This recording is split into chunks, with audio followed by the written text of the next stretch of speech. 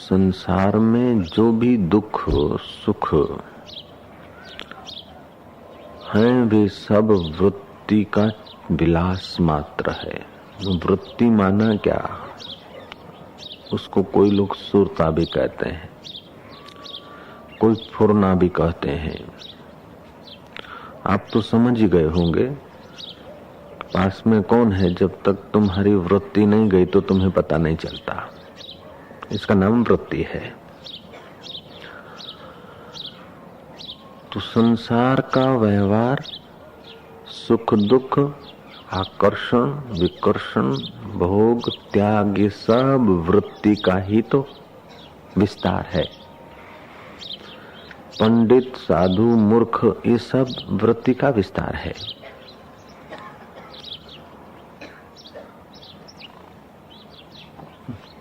वो वृत्तियां हृदय से निकलती है, उस वृत्तियों को कल्पना भी कहा जा सकता है। वो यदि दुख में सुख की कल्पना करती है तो वृत्ति को दुख सुख भासता है। विष में अमृत की भावना दृढ़ करती है तो विष भी उसे अमृत जैसा लगता है। ये वृत्ति का चमत्कार है। आकाश में हाथी और रथ की भावना करती है वृत्ति तो उस बादलों में हाथी रथ घोड़े आदि भासते हैं। ठूंठे में चोर की भावना करती है तो ठूंठा चोर हो भासता है, और ठूंठे में यदि साधु की भावना करती है तो ठूंठा साधु हो भासता है। सीपी में रूपे की भावना करती तो सीपी रूपा रूप में भासती है, और रस्सी में सांप की भावना करती तो रस्सी सांप हो भासती। ऐसे ही वृत्ति इस नश्वर देह में सुख बुद्धि करती है तो देह के संयोग से इसे सुख भासता है, और यही वृत्ति जब परमात्मा में सुख बुद्धि करे तो परमात्मा का तो वास्तविक सुख है, वो परम सुख को उपलब्ध हो जाती है। सारा वृत्ति का खिलवाड़ है तो कुछ नहीं, फिल्म का पर्दा है और युवक बेचारे पढ़े लिखे कई लोग जाते हैं। पर्दे पर जो दिख रही है अभिनेत्री या अभिनेता या और कुछ, वो सारा हमारे वृत्तियों को छेड़ कर और नीचे के केंद्रों में लाने का सामान है। तो फिल्म में जो हमने भवन, भूमि, मकान, रूप, सौंदर्य, पति पत्नी का प्यार आदि जो देखा,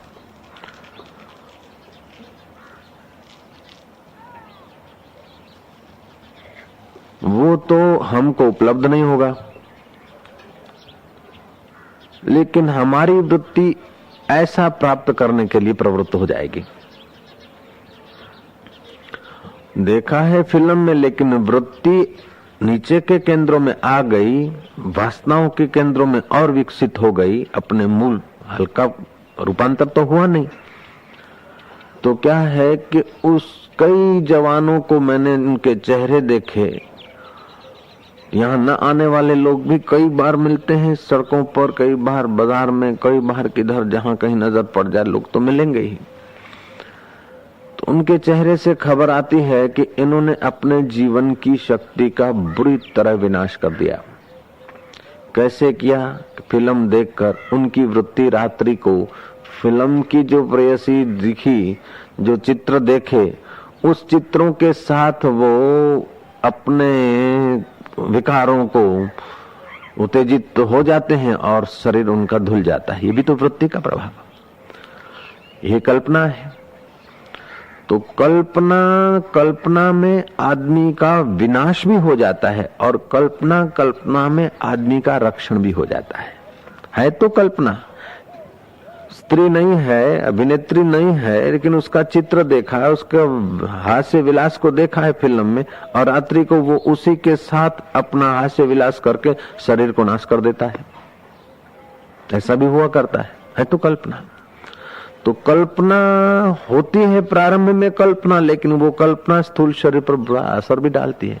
ऐसे ही कल्पना शुरू में करो और वो अपने स्थूल शरीर पर अच्छा असर भी डालती है। ये दोनों माया के अंतर्गत है, संसार के अंतर्गत है। चढ़ाव उतार संसार के अंतर्गत है।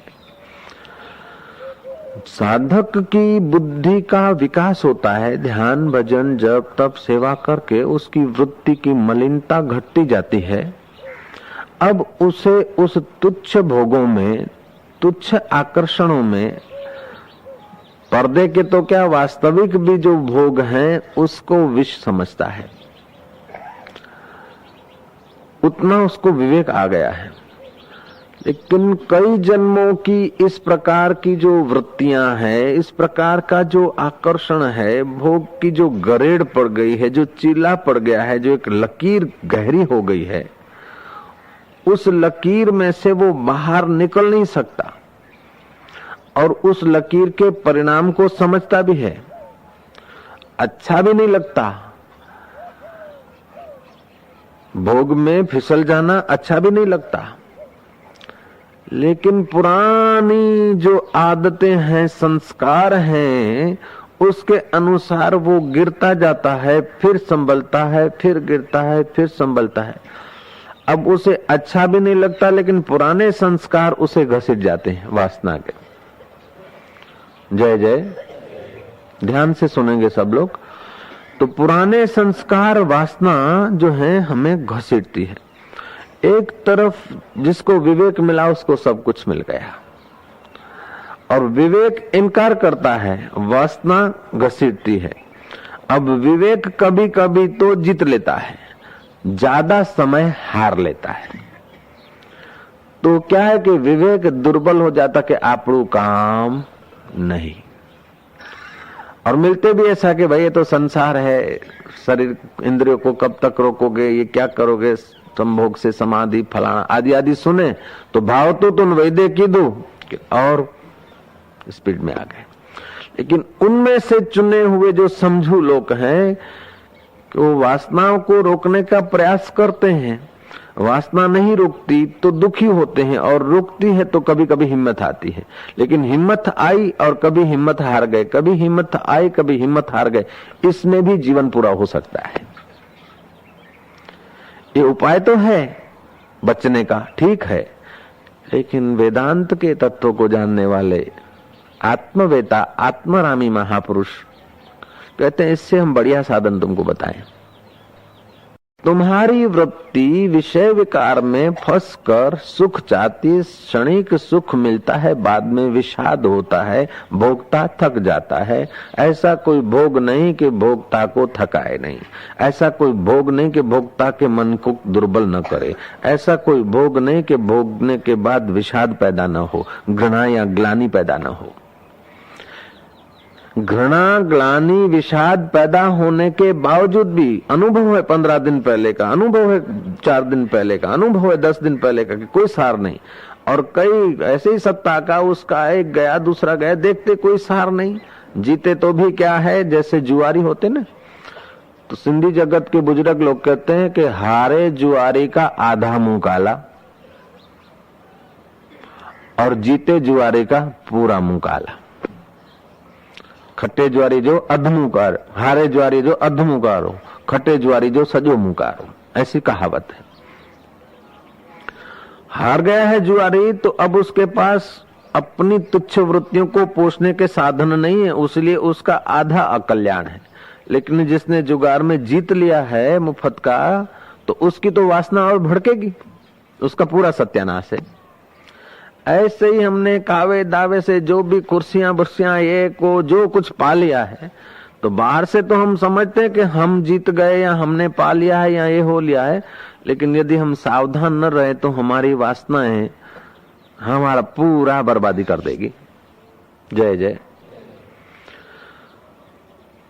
तो अब समझना ये है कि है सारा वृत्तियों का खिलवाड़। अब वृत्तियों को आप बिना सुख की इच्छा के रह नहीं सकते, और संसार का ऐसा कोई सुख नहीं कि आपके पास टिक जाए।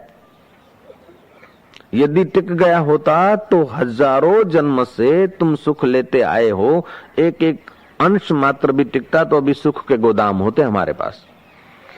इस जन्म का भी यदि सुख टिक जाता तो एक एक मूंग जितना क्या, एक एक राई के दाने जितना सुख सुख लिया, जो दिन में कई ऐसे राई के दाने इकट्ठे हो गए, साल में कितने ही हो गए।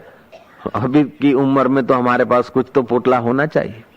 ये सुख टिकता नहीं, क्योंकि वृत्तियां बदलती रहती। अब साधक के जीवन में और बुद्ध के जीवन में अब यहां 3 प्रकार की वृत्ति के लोग रहे। एक बुद्ध की वृत्ति, दूसरी साधक की वृत्ति और तीसरी सिद्ध की वृत्ति। बुद्ध की वृत्ति इतनी प्रगाढ़ हो गई, इतनी जाड़ी हो गई है कि उसको विवेक करने का मौका ही नहीं। खाया पिया रहा जिया, बस पशु जैसा जीवन। लेकिन साधक सोचता है कि आखिर कब तक, इतना खाया फिर क्या, इतना लिया फिर क्या, राज्य मिला फिर क्या, हो गए धनवान फिर क्या, हो गए सत्तावान फिर क्या, हो गए रूपवान, आखिर क्या, ततः किम। हम चल रहे हैं, बखमल बिछ रहा है, सुंदरियां हीरे जड़ित कंगन पहनकर चमर डोला रही है, राजाधिराज महाराज छड़ी पुकारे जा रहे हैं। लेकिन ऐसे लोग भी मिट्टी में मिल गए, जमीन दोस्त हो गए, ततः किम, आखिर कब तक, आखिर क्या, छेवटे शू। ये साधक की वृत्ति है। तो देखता है कोई सार नहीं, कोई सार नहीं देखता है, फिर भी वो बेचारा वहीं बह जाता है। क्यों? क्यों? संस्कार और वासनाएं पुरानी है। तो वो अत्यंत मूर्ख है, उसको तो पता ही नहीं, इसलिए उसी में अपने को सुखी मान लेता है। अत्यंत जो समझू है वो अपने सत्य स्वरूप परमात्मा के सुख में मस्त है। लेकिन हम लोग जो हैं बीच के, त्रिशंकु की नाई झूले खाते। जब मिल गए मूढ़ों का संग तो हमको लगा कि ठीक છે બાપજી, આગળ ગયા એ બધું વાત તો સાચી છે, પણ આ બધા કરે છે તો આપણે ધમધમાઓ के। जब मूर्खों के संग में गए, जब उसी वृत्ति में बहने वाले, मूड उसको नहीं कहते कि जो अनपढ़ है, जय जय, मूड उसको नहीं कहते कि जो मजदूरी कर रहा है, मूड उसे कहते हैं कि जो संसार को सत्य मानकर संसार की नश्वर चीजों से अपने को सदा सुखी रखने की कोशिश में लगा है, उसको मूड कहा जाता है। तुम पत्थर को मूड नहीं कहते, पत्थर को बेवकूफ नहीं कहते। क्यों? उसमें कुछ है ही नहीं तो बेवकूफ कैसे कहना। वृक्ष को तुम बेवकूफ नहीं कहते। मूड का मतलब है कि कुछ जाने और कुछ न जाने। लड़के को कहा कि जा चाय में खांड डाल दे, लड़के ने डाल खांड के बदले नमक डाल दे। कह रहे छोरा तो साहब मूर्ख है, मूड है। तो चाय की तपेली को तो जानता है, वचन को भी तो सुनता है, लेकिन नमक खांड के बदले नमक डाल दिया। जहां दाल में नमक डाल दे तो उसने भर के मुट्ठा खांड डाल दिया। रसोईया ने कहा तो रसोईया मूर्ख है, मूड है। तो मूड उसे कहा जाता है कि जो समझना चाहिए वो न समझे, जो पाना चाहिए वो न पाए, जो करना चाहिए वो न करे, और जो न करना चाहिए वो उस वक्त करे। समझ गए ना मूड की परिभाषा। तो श्री कृष्ण ऐसे लोगों को कहते हैं विमूढ़ा नानु पश्यन्ति पश्यन्ति ज्ञान चक्षुषा। मूढ़ लोग उस मेरे तत्व को, अपने निज स्वरूप को नहीं देख सकते, ज्ञान की आंख से देखा जाता है। तो ये मूढ़ता भी तो वृत्ति का खेल है। साधन भजन से ये वृत्तियों को शुद्ध करके मूढ़ता हटाकर आदमी विवेक जगाता है। लेकिन विवेक होगा तभी तो साधन में जाएगा। जय जय। विवेक होगा तभी तो साधना की तरफ जाएगा, और साधना करेगा तभी विवेक जगेगा। तो मानना पड़ेगा कि सत्संग से विवेक जागृत होता है, विवेक से साधना बनती है, साधना से जैसे नाविक नाव को ले जाता है, नाव नाविक को ले जाती, ऐसे सापेक्ष हैं, एक दूसरे के पोषक हैं। साधक के लिए वेदांत की दृष्टि से देखा जाए तो वो बॉर्डर पे खड़ा है। मूढ़ों का संग मिलता है तो एक पुरानी अपनी वासना और आदत और दूसरा वही मिला। विवेकानंद कहते थे कि अभी तक तुम सावधान रहना कि तुम्हारा घाव अभी पूरा रुंझाया नहीं है, उसको खुजलाना मत। जब तक सत्य का साक्षात्कार नहीं हुआ तब तक फिर पुरानी जो वासनाएं हैं उसको जागृत मत होने देना। लेकिन जागृत होने देना तो हम नहीं चाहते हैं, हो जाती है क्या करें। हम नहीं चाहते हैं कि हम गिरे फिसले, साधक हैं फिसल जाते हैं कि संस्कार पुराने हैं। पुराने हैं उसके लिए गिरते ही रहे ऐसा भी नहीं, और पुराने हैं उसलिए हम घबरा जाएं ऐसा भी नहीं, और पुराने हैं नहीं छूटेंगे ऐसा करके हार जाएं ऐसी बात भी नहीं। प्रयत्नशील रहे, और प्रयत्न कई प्रकार के हैं। भोगियों के संग से, स्त्रियों के संग से काम विकार की वासना पुरानी जग जाती, भोगियों के संग से पुरानी भोग वासना जग जाती। इसलिए कुछ समय निकालकर हम इंद्रियों को आकर्षित करने वाले पदार्थों से बचाएं अपने को। इसलिए आद्य शंकराचार्य ने कहा, एकांतवासो लघु भोजनादौ मौनम निराशा करणावरोधा। कभी एकांतवास का उपयोग करो। आप लोग तो वही के वही हैं, लेकिन 8 दिन मौन मंदिर में रहते हैं तो आपकी विचारधारा एकदम दिव्य हो जाती है। बड़े दिव्य अनुभव होते हैं, सूक्ष्म जगत के अनुभव होते हैं, किसी को कुछ अनुभव होते हैं तो आप वही के वही। तो इंद्रियों की पुरानी जो घरेड़ पड़ी है, उस घरेड़ से बचकर जब आप आ जाते हैं कुछ सात्विक वातावरण में, तो आपकी ऊंचाई भी तो आप अनुभव करते हैं। इसलिए जिसको इसी जन्म में मोक्ष चाहिए, जिसको इसी जन्म में अपना कल्याण चाहिए, भले बाबा जी न बने, साधु न बने, जंगलों में न जाए, कंदराओं में न जाए, गुफाओं में न जाए, फिर भी वर्ष में 10-15 दिन, 25 दिन, 5 दिन, ऐसे जितना जिसकी हिम्मत हो, कैपेसिटी हो, उतना कभी कभी किसी से परिचय न हो, एकांत में चला जाए और अपने साधना के रास्ते पर कदम रखे। किसी से परिचय न हो उसका मतलब यह भी नहीं कि आदमी से भी परिचय न हो। परिचय का मतलब वासना भड़काने के वातावरण में नहीं, रोज के वातावरण से कुछ अलग निकल के अपनी भीतर की यात्रा करे, तो उसकी वृत्तियों में शुद्धि बढ़ जाएगी और हिम्मत आ जाएगी। फिर भी ये कोई पराकाष्ठा नहीं। ऐसा करते करते उसकी वृत्ति जब आज्ञा चक्र तक पहुंच गई या विशुद्धाख्या चक्र तक पहुंच गई, वो आनंदित हो जाएगा, सामर्थ्य बहुत आ जाएगा। फिर भी पुरानी गरे है अथवा प्रकृति को उससे कुछ कराना है, तो वो हो सकता है कि घर में आए, बच्चे को जन्म दे, हो सकता है घर में नहीं आए और जगह कहीं बच्चे को जन्म दे दे, ऐसा भी हो सकता है। यदि तीव्र प्रारब्ध है तो उसका दृष्टांत क्या? पाराशर ऋषि किश्ती में बैठकर पार कर रहे थे नदी। मत्स्यगंधा नाम की लड़की युवती, उसका बाप चला गया था। शाम का टाइम होगा कि दोपहर का टाइम होगा, पाराशर को हुआ कि पाराशर ने उस लड़की को देखा और कहा कि मेरे साथ तू संसार व्यवहार में उतर। उसने कहा ये कैसे हो सकता है, मैं मच्छी मार के लड़की हूँ, मेरे शरीर से मच्छी की गंध आती, मत्स्यगंधा मच्छी के मुंह से मैं निकली हूँ, मच्छी के पेट से निकली हूँ, ये कैसे हो सकता है? और कोई देखेगा, कोई नहीं देखेगा, तू चिंता मत कर, मैं कोहरा कर देता हूँ, कोहरा कर देता हूँ। कोहरा कर दिया, अंधाधुंधी कर दी। बोले अब कोई देखेगा तो नहीं, अंधाधुंधी तो हो गई, लेकिन मेरे को क्या लाभ?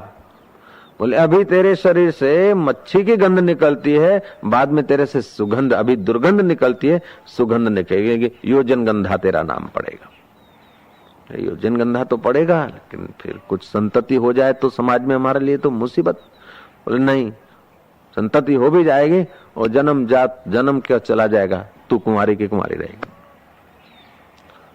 और वही पाराशर के द्वारा उस अनंत ब्रह्मांड को संचालन करने वाले परमात्मा ने प्रकृति की इस लीला को घटाकर पाराशर के द्वारा वेद व्यास जी को जन्म दे दिया। तो हम देखेंगे कि पाराशर जैसे व्यक्ति का पतन हो गया, नहीं, उत्थान हुआ नहीं। जब तक शरीर है, अंतःकरण है, तभी इन केंद्रों से चढ़ना उतरना हो सकता है। लेकिन जिसके केंद्रों का रूपांतर नहीं हुआ, उनका गिरना ही गिरना हुआ। जिनका रूपांतर हो गया, उनका शरीर परमात्मा का साधन बन गया। जैसे कबीर को पुत्र है, पुत्री है, वशिष्ठ को पुत्र है थे, लेकिन फिर फर्क क्या होता है कि हम लोग मेरा पुत्र करके, मेरा परिवार करके हमारी वृत्तियां वहीं घूमती रहती है, और उन पुरुषों का मेरा पुत्र मेरा परिवार बोलते समय भी वो ऐसी जगह पे होते हैं कि वो समझते हैं कि सब वृत्तियों का खिलवाड़ है, ये कल्पना मात्र है। वे लोग असंग हो गए।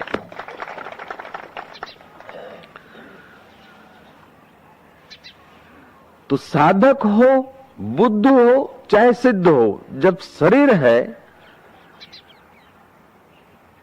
तो सब अपनी इच्छा के अनुसार घटनाएं नहीं घटती, और सब दिन एक जैसे भी नहीं होते, सब अवस्थाएं एक जैसी नहीं होती किसी की भी। तो मूड क्या है कि अवस्थाओं को एक जैसी करने में लगा है और नहीं हो रही, उसीलिए परेशान है। साधक अवस्थाओं को भी एक जैसा रखना चाहता है और नहीं हो रही है, वृत्तियों को एक जैसा रखना चाहता है, उसीलिए वो परेशान है। भोगी सतत भोग में सुख ढूंढता है और सतत भोग बने रहे, वो सतत भोग भी नहीं है और सतत भोग की वृत्ति भी सुखाकार नहीं रहती, उसीलिए वो दुखी है। त्यागी हमारी वृत्ति में त्याग और प्रभु की याद बनी रहे, ये बनी रहे, तो सतत प्रभु की याद नहीं बनती, अथवा बनती है तो प्रभु के स्वरूप का पता नहीं चलता। तो इस प्रकार वो भी दुखी क्योंकि जब तक वृत्तियों में हम लोग रहते हैं, तब तक वृत्तियां कभी सुखाकार होगी, कभी दुखाकार होगी, कभी वृत्ति के अनुकूल होगा, कभी वृत्ति के प्रतिकूल होगा।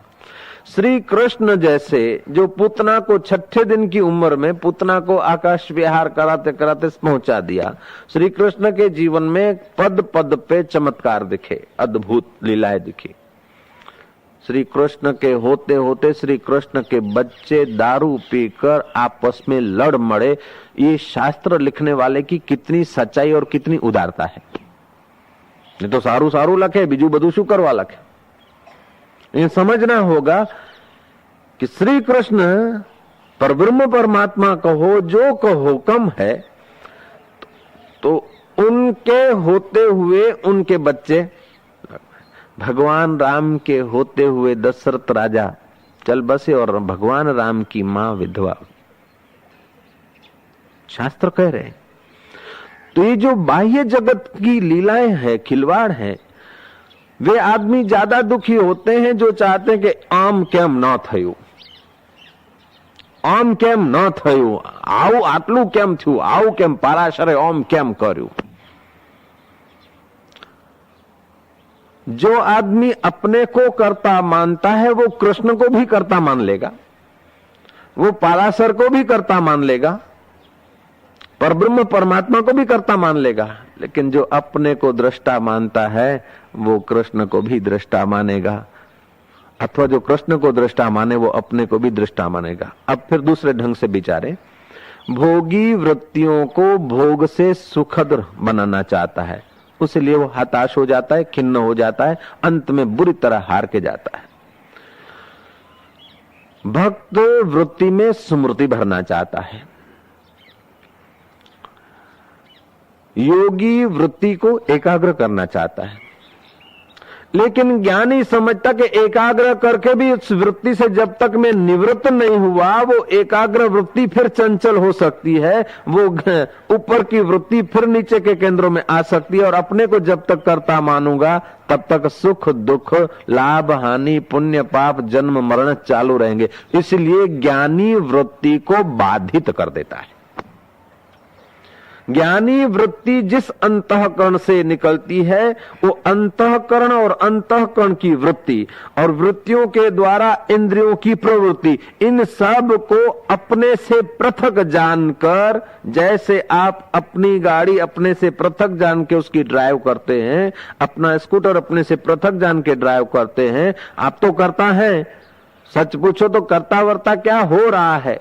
आदमी आ गया तो ब्रेक लग जाती है, कहीं कोई सामने ट्रैफिक है तो हॉर्न पे हाथ चला जाता है। ये सब सिस्टमेटिक होता रहता है, लेकिन हम मानते कि मैंने ब्रेक लगाई, लगनी है, पैर पहुंच ही जाते हैं। भूख लगी तो रोटी के तरफ मनीराम चला ही जाता है, प्यास लगी तो पानी की तरफ पहुंच ही जाता है। एक ऐसी मशीनरी और मोटर फिट की है कि नाक में सड़वड़ाहट हुई तो हाथ छींक हो ही जाता है। कोई प्लान बनाते हो, छींक देने की कोई कोशिश करते हो? छींक आ जाती है, लेकिन तुम कहते हो मैंने दी। बगासा आ जाता कि मैं बगासू खा दूं। ऐसे ही संसार का जो कुछ व्यवहार है प्रारब्ध वेग से हो जाता है, ऐसा समझकर ज्ञानी अपने वर्तमान प्रारब्ध में कुछ हस्तक्षेप नहीं करते। ऐसा नहीं कि साक्षात्कार कर लोगे तो तुम है सब तुम्हारी इच्छा के अनुसार होने लग जाएगा। और यदि इच्छा के अनुसार होने लग भी जाए, समझो कुछ, तो फिर इच्छाएं बढ़ती चली जाएगी। जय जय। तो न तुम्हारी इच्छा के अनुसार सब होना संभव है और सब इच्छाएं तुम्हारी फेल होना भी संभव नहीं। लेकिन इच्छा मात्र जो है वृत्ति है, और वृत्ति से जब तक निवृत्ति नहीं हुई तब तक महाराज ऊपर नीचे सुखद दुखद ये प्रवृत्ति बनी रहती है। तो बाबूजी वेदांतनी दृष्टि तो सौ करता ऊंची कहवाय कि हाँ ऊंची तो है, लेकिन इसमें वैराग्य की जरूरत है, विवेक और वैराग्य की जरूरत है। ये सब उसमें होता है। ऐसा करके तुम जैसे पारासर उतर आए संसार में, लेकिन उतरने के बाद फिर ऐसे चले गए कि दिखे भी नहीं। जय जय।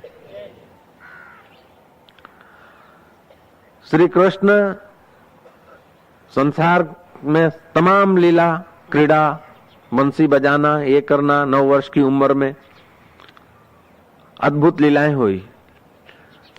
द्वारका थी, ये परिवार था, ऐसा वैसा तुम हम सुनते हैं, लेकिन देखो कि पुत्र और द्वारका समाप्त हो रही है तो श्री कृष्ण को खेद नहीं, और विस्तार हो रहा है तो उसमें अहम नहीं। ऐसी यदि तुम्हारी वृत्ति, तुम समझो ये वृत्ति का खिलवाड़ है, तो ऐसी यदि पक्की हो जाए तुम्हारी समझ, तो फिर तुमको दुख के समय दुख डिगा नहीं सकेगा और सुख तुम्हें बांध नहीं सकेगा। और सुख दुख दोनों जिसको नहीं बांध सकते वो तो मुक्त है ही है। सच पूछो कि तुम्हारे असली स्वरूप को सुख और दुख कभी बांधा भी नहीं है। तुम्हारे वास्तविक स्वरूप को, तुम्हारे आत्मा को आज तक सुख ने और दुख ने किसी ने बांधा नहीं, लेकिन तुम जानते नहीं वास्तविक स्वरूप को, उसीलिए शरीर को मान लेते। मैं ईश्वर के रास्ते जाने वालों के बहुत लोग हैं, लेकिन इनके 3 भेद होते हैं। शुरुआत ये होती है कि वो है, भले अपने को दिखता नहीं है लेकिन वो है।